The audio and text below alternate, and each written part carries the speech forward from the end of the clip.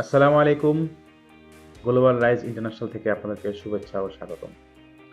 আজকে আমি আরেকটি সতর্কবার্তা নিয়ে হাজির হয়েছি। আজকে আমাদের সতর্কবার্তার টপিক হচ্ছে কান্ট্রি সৌদি আরব।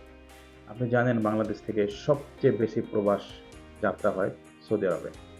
সবচেয়ে বেশি শ্রমিক এবং রেমিটেন্স আছে সৌদি আরব থেকে। আর এই সৌদি আরব নিয়েই আমাদের বাংলাদেশের প্রবাসীরা সবচেয়ে বেশি হয়রানি এবং প্রতারিত হয়। বর্তমানে সকল দেশের ভিসাই বন্ধ। কান্ট্রিতে ভিসা দুবাই বন্ধ, মালয়েশিয়া বন্ধ, ওমান বন্ধ, কাতারের কর্ম নাই।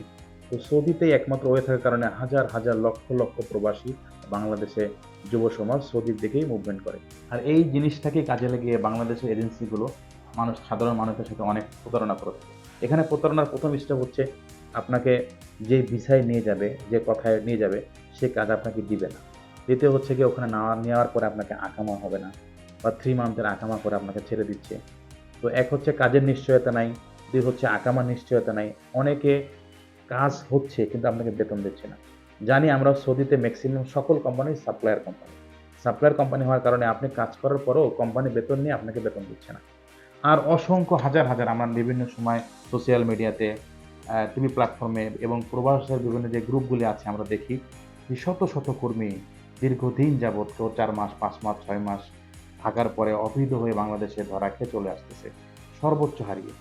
সর্বোচ্চ হারিয়ে তাদের ভিসা হয় না, তারা ওয়ার্ক কাজ পায় না। তারপরে বাংলাদেশে ব্যাক চলে আসতেছে। এই যে একটা খারাপ অবস্থা, একটা অসহনীয় অবস্থার মধ্যে প্রবাসী যাত্রা করতেছে। এখান থেকে কিভাবে আপনারা রক্ষা পাবেন? এজন্য আপনারা সৌদি আরবের যাত্রা থেকে অবশ্যই আপনারা বুঝে শুনে কোম্পানি নির্বাচন করুন। আর আসলে কি এই সেক্টরটা এরকম এত পরিমাণ মানুষ এই এতদিনে সেখানে এত কর্মক্ষেত্রও তৈরি হয়নি।